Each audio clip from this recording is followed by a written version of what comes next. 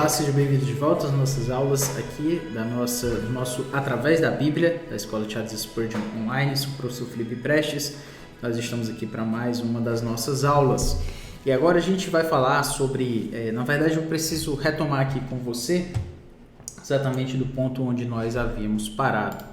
E nesse quesito, nós estamos aqui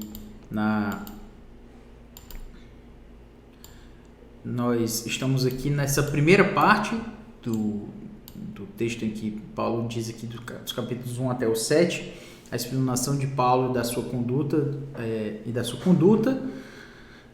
do seu ministério apostólico. Ele começa com uma introdução e ele segue aqui com uma conduta de Paulo explicada, dos capítulos 1 até o 2, e depois ele abre uma digressão maior aqui dos capítulos 2 a 7. Então ele está numa digressão maior descrevendo o seu ministério apostólico. Então é nesse ponto aí que nós estamos exatamente agora.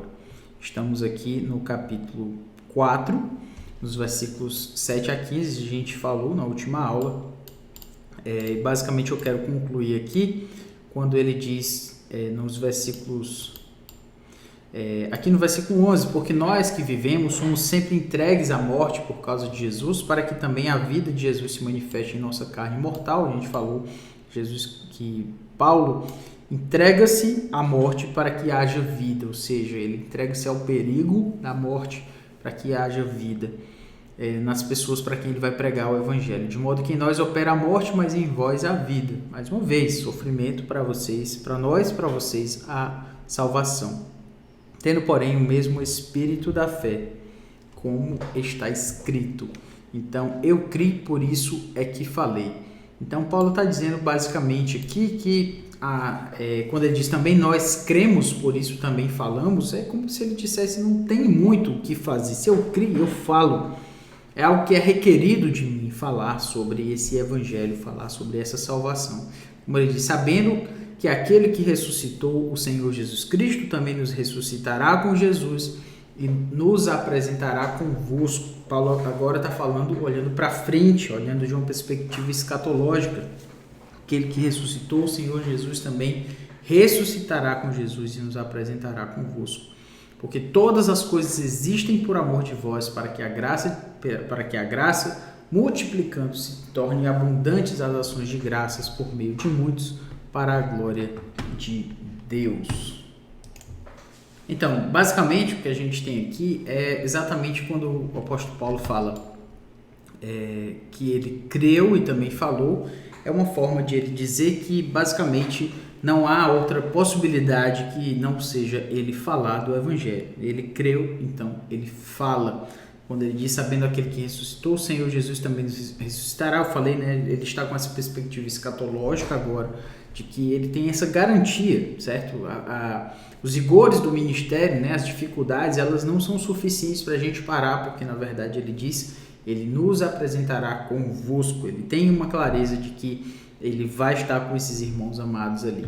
Porque todas as coisas existem por amor de vós, agora sim, para que a graça multiplicando-se torne abundantes as ações de graças por meio de muitos, para a glória de Deus. Ou seja, ele diz, as coisas existem por amor de vós, aquilo tudo que Paulo está passando, as limitações, as dificuldades, as complexidades, as viagens, ele está fazendo por amor das pessoas. Tudo isso acontece por amor de vocês, para que a graça se multiplique e que haja ações de graça se multiplicando por meio de muitos para a glória de Deus. Ou seja, a salvação, ela gera essas abundantes ações de graça, novas pessoas se entregando a Deus, há uma salvação, há uma transformação na vida dessas pessoas e tudo isso gera ações de graças múltiplas para a glória de Deus. Então, se ele está falando para a glória de Deus, é exatamente para que a gente entenda que tudo isso é para que Deus seja glorificado. Então, quem somos nós para acharmos que alguma coisa está difícil demais, está complicada demais? Ora, nós já temos aquilo de que precisamos, Cristo Jesus. Então, eu tenho o suficiente para o meu contentamento. É basicamente isso que a gente pode entender. Mas vamos adiante aqui nos versículos. Agora nós vamos para os versículos. Nós vamos para os versículos 4. Aqui o Carlos Oswaldo Pinto faz uma divisão maior, que é do 4:16 até o 5:10, certo? Até o 5:10.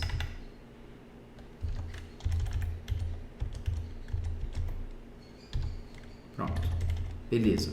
E aqui ele vai dizer o seguinte, vou até marcar aqui em negrito. O que ele vai trazer aqui para a gente é que os ministros da nova aliança permanecem esperançosos.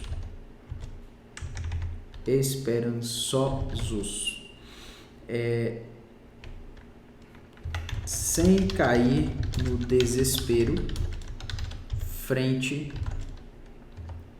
à constante ameaça de morte, por causa das realidades da restauração, ressurreição e recompensa. É isso. Essa é assim como ele, digamos assim, resume essa parte do fato de que nós passamos por dificuldades. Você nota aí que o apóstolo Paulo ele está sempre com vistas ao ministério aqui. Ele não perde isso de vista. Ele está falando do seu ministério. O ministério que traz suas dores, suas dificuldades, suas pressões, mas em tudo isso Deus é glorificado. Então, quando ele começa aqui o versículo 16, ele diz: por isso não desanimamos. Por isso o quê?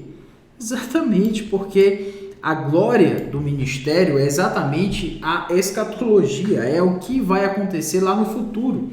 Então, baseado nisso, baseado no futuro, baseado na obra do Senhor Jesus Cristo no passado e na obra da sua vinda no futuro, que vai nos apresentar com as outras pessoas a quem nós ministramos, ele diz, por essa razão, exatamente por essa razão, nós não desanimamos. Pelo contrário, mesmo que o nosso homem exterior se corrompa, contudo, o nosso homem interior se renova de dia em dia. A única razão pela qual nós podemos esperar a restauração, esperar que a gente vai ter alguma fortaleza no ministério, com as dificuldades do ministério, estão aí. Por quê? Porque para que nós não desanimamos, porque mesmo que o nosso homem exterior se corrompa, ou seja, lembrando que a palavra aqui corromper não é a ideia de nós nos corrompermos no sentido moral, mas é no sentido, a corrupção que está aí, né? A ideia de corrupção é a ideia de acabar, de ser perecível, né? De perecer. Nós vamos acabar, às vezes a gente vai se destruir no ministério. Contudo, o nosso homem interior se renova de dia em dia. Meu Deus, que coisa linda! O nosso homem interior se renova de dia em dia. Com que perspectiva? Com a perspectiva de que a salvação, a obra de salvação, o evangelho, a transformação que o evangelho traz para as pessoas, ela é o suficiente para a gente não desanimar. Porque ele diz a nossa leve e momentânea tribulação. Aí você pensa, agora o apóstolo Paulo está falando sobre os sofrimentos do ministério. Nós não desanimamos. A salvação das pessoas, ela transcende essas limitações que a gente passa. Por isso ele diz, porque a nossa leve e momentânea tribulação produz para nós eterno peso de glória acima de toda comparação. Você quer seguir firme no ministério? Então olhe para a glória, meu irmão. Você quer seguir firme no ministério? Então olhe para o que vai acontecer lá na frente e olhe para a transformação de vida das pessoas que o evangelho pode trazer. É isso. Por quê? Porque ele diz, não atentando nós nas coisas que se veem, mas nas que se não veem. porque as coisas que se veem são temporais e as que se não veem são eternas. Você sabe o que transforma o nosso coração? É o Evangelho. São coisas que se não veem. É a fé, é a forma de nós vermos vidas sendo transformadas. É a esperança de que um dia nós vamos ser apresentados juntamente com Cristo.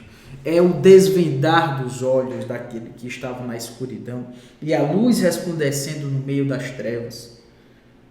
Por isso nós não desanimamos. É por isso que nós não desanimamos. Por quê? Porque a salvação ela traz alegria, ela traz ações de graças.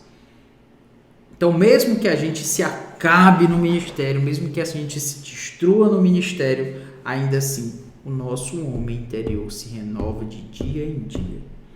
Como? Nossa leve e momentânea tribulação. Olhar para o futuro, olhar para a escatologia, olhar para o que vai vir no futuro. Isso produz para nós eterno peso de glória. A nossa dor. A gente não valoriza a nossa dor. É por isso que o apóstolo... Desculpe. É por isso que o John Piper, né? Definitivamente não é apóstolo, nem nunca gostaria de ser chamado assim. É por isso que o pastor John Piper, ele escreveu, falou sobre isso. Agora não lembro se ele escreveu um livro exatamente, mas eu sei que é um sermão que é Don't Waste Your Cancer, né? Não desperdice o seu câncer, que é até uma referência a um outro livro que ele tem, que é Não Desperdice Sua Vida, né? Don't Waste Your Life. E a gente não dá o valor devido à dor e ao sofrimento, porque ele diz a nossa leve e momentânea tribulação produz para nós eterno peso de glória. A nossa mente tem que estar na glória, não pode estar aqui na terra, não pode estar aqui nas dores, do sofrimento, nas complexidades daqui da vida. A gente não tem que se manter aqui para uma vida melhor aqui. A gente tem que olhar para a glória, manter a mente na glória, porque é lá que o nosso tesouro está. É o que Paulo diz assim. É só assim que a gente consegue lutar as dores do ministério.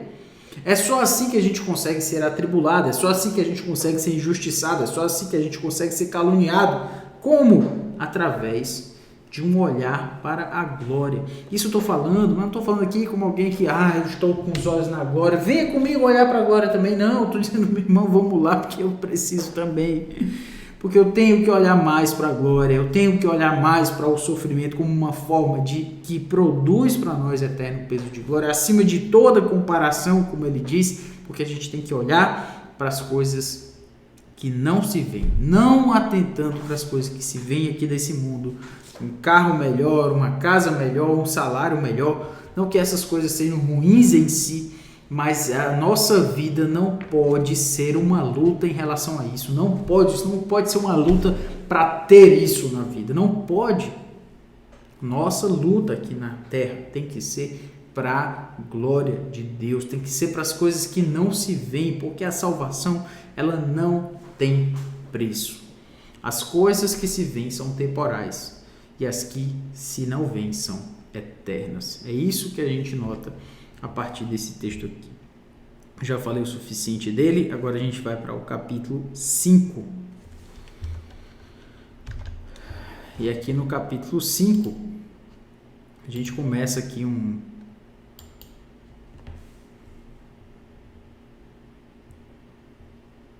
Ele vai continuar agora falando. Lembra que o apóstolo Paulo ele tem isso, certas vezes ele está em uma certa explicação de uma certa figura e um pouco depois ele começa a mudar essa figura. Então você lembra que ele estava falando sobre véu, aí depois ele começa a falar de escuridão, aí depois ele começa a falar sobre as coisas que se veem e as que se não veem. Agora então ele vai falar exatamente, continuar falando sobre como ele vai falar sobre essa casa terrestre, né? Então ele diz: sabemos que se a nossa casa terrestre deste tabernáculo se desfizer, temos da parte de Deus um edifício, casa não feita por mãos, eterna nos céus.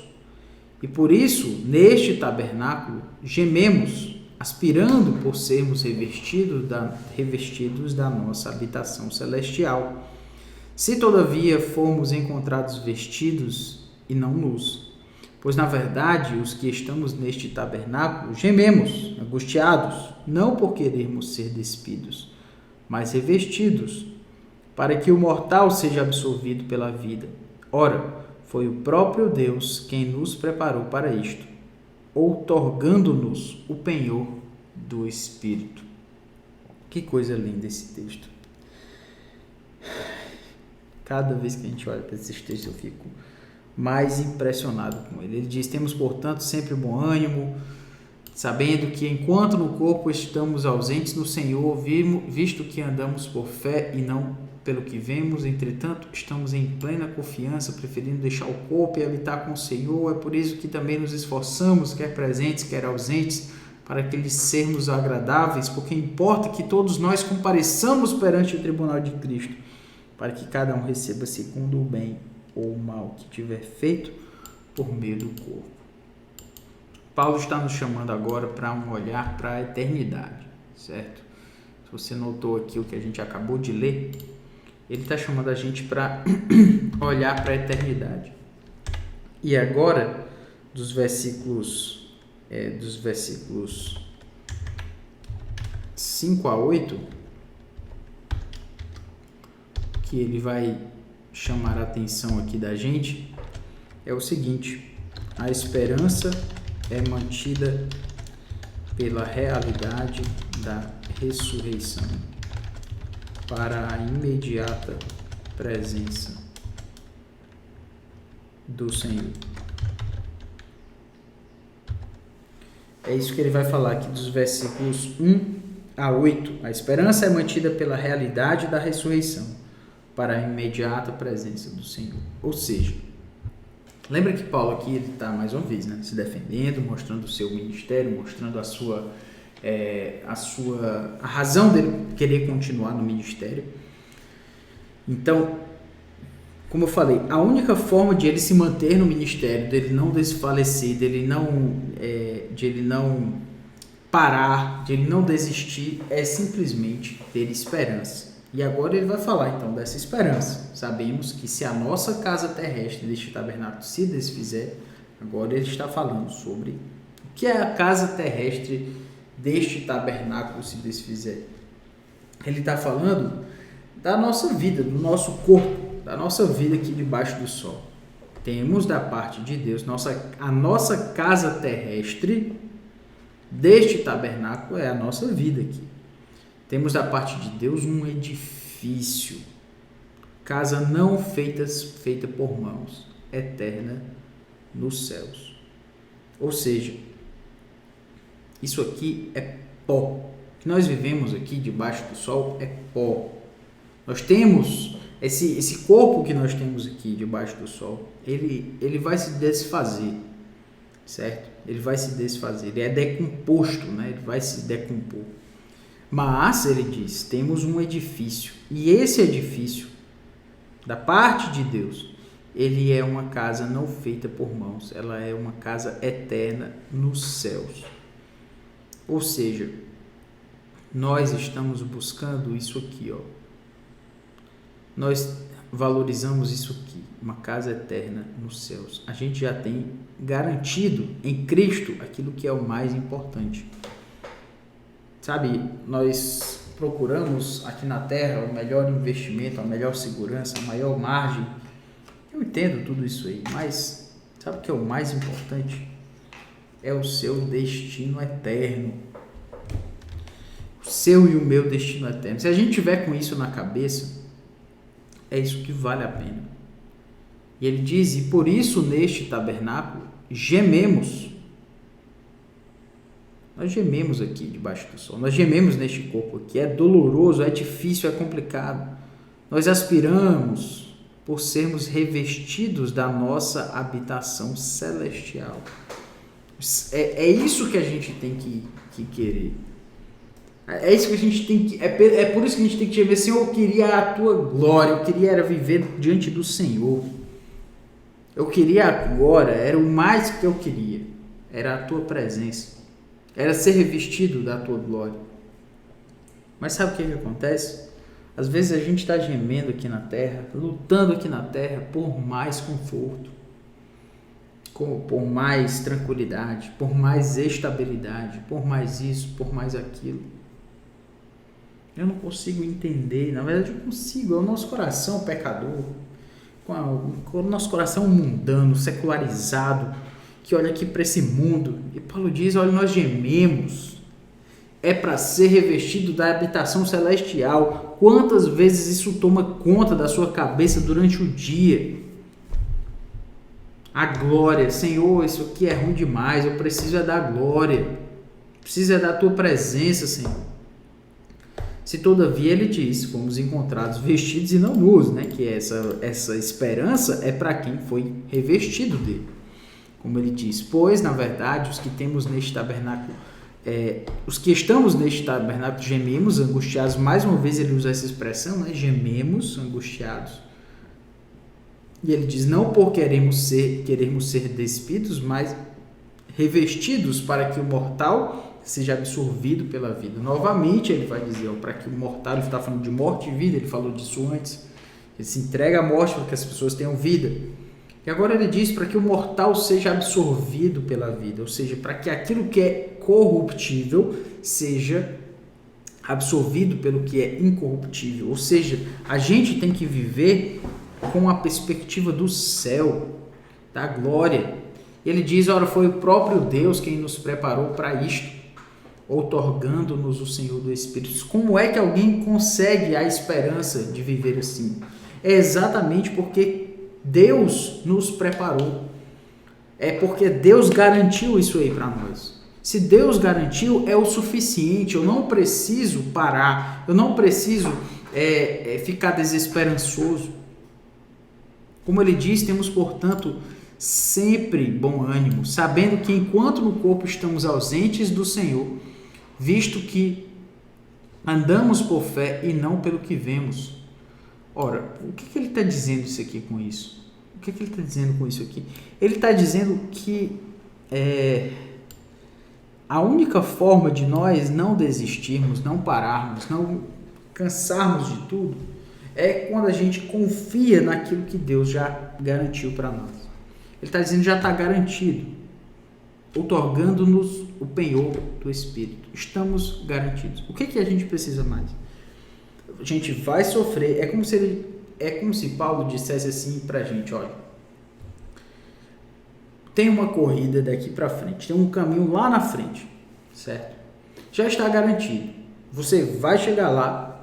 Está aqui a garantia. A garantia de que você vai entrar naquele portão é esta. Aqui já está garantido. Você não vai perder isso aqui. Você nunca vai perder isso aqui. Quando você chegar lá, está garantido que você vai entrar. Só que até chegar naquele portão, você vai passar por dores, você vai passar por sofrimentos, vai se perder numa selva, você vai quase ser morto por sei lá o que, por ladrões ou por animais, não sei. Mas uma coisa é certa. Isso é certo. Você vai chegar lá. Você vai chegar naquele portão. Está garantido. Ou seja, essa garantia deve trazer para nós bom ânimo. Por quê? Porque já está garantido. Além de trazer bom ânimo, além de trazer vontade e alegria e dizer, Senhor, eu vou chegar lá, quando aquele portão abrir, vai ser a maior alegria da minha vida, a glória, aquilo que é superior à antiga aliança da lei vai sobrepujar a minha vida, eu vou abrir mão desse corpo corruptível, eu vou ganhar um corpo incorruptível, vai chegar, Senhor. Além de trazer essa esperança de alegria, também deve trazer a vontade de não desistir. São duas coisas que se complementam. A minha vontade de seguir adiante, o bom ânimo e ao mesmo tempo a minha perseverança em não desistir.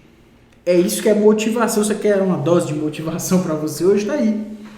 Temos, portanto, sempre bom ânimo. Ora, portanto, exatamente por essa razão, nós temos bom ânimo. Sabendo que enquanto no corpo estamos ausentes do Senhor, visto que andamos por fé e não pelo que vemos. Nós, se a gente for olhar para aquilo que a gente vê, para as dores do ministério, para as dificuldades, para as pressões, a gente vai desistir.